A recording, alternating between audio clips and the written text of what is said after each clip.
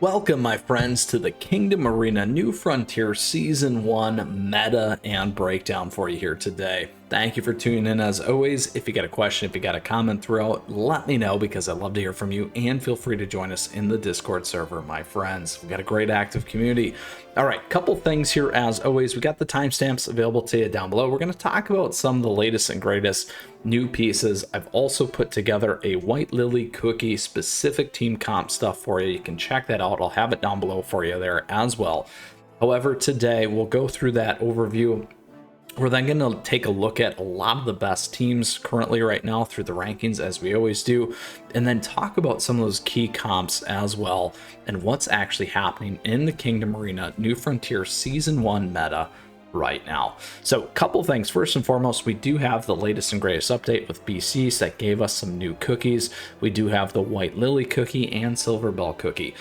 So that is a big change between the last season and this season. I mean, White Lily was out for a little bit here, however, we did have that. And then additionally, we do have a fast forward mode in our battling. So you can check out my video about how fast it took me to go from Master 5 all the way to Elite 5. It was pretty ridiculous and super exciting. I really like it, and I like that update. I hope you do as well. For some reason, I don't have it right here right now, so that is why I'm not showing it. So with that, those are a couple of key pieces and an overview from last season into this season, so that you're just aware of a couple of those changes and some cool pieces for you there as well.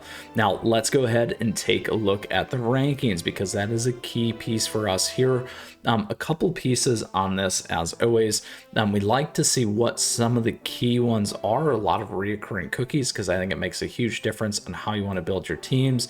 And then additionally here, it's great when we see this. If you see Blood Milk Tea here, I'm on Hollyberry. Hats off to you, Blood Milk Tea, for being number 6.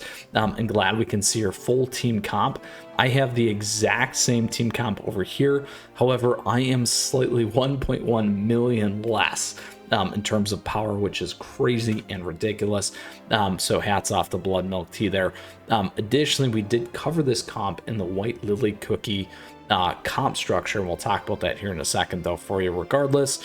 And then we'll keep going down here so you can see all these things definitely impacting the meta here through the top 25. Couple different groupings, as you can see. There you go. There's a non-White Lily one right there in the top 50 still. All right, we'll keep going here. There's a White Lily, non-White Lily, couple nons. There's a White Lily there as well with Black Pearl, a little bit different than my comp over here. Here we have a White Lily comp with the healer, so we did show that one, similar one as well. Here you go. All right, here's a full-blown non-White Lily one.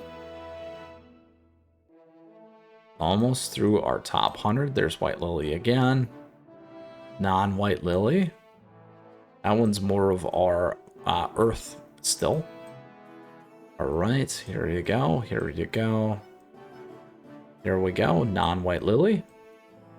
And that gets us to the top 100 with White Lily. So a couple of key pieces here as we observe this.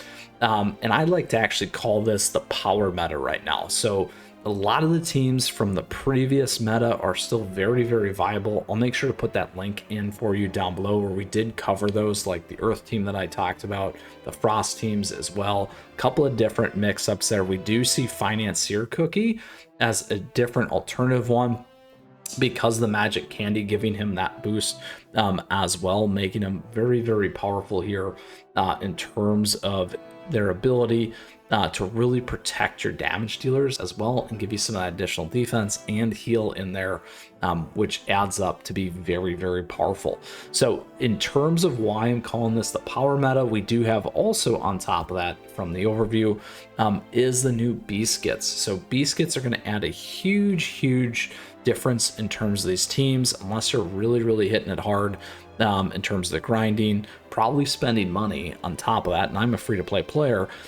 That's going to make a huge difference in terms of your capabilities, where your team is at, and then give you some of these massive power levels. Additionally, you're beginning to see Frost Queen here busting over 1 million power all by herself, which is crazy.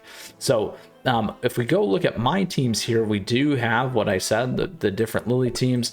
And then additionally on top of that, a couple of different pieces there, like I said.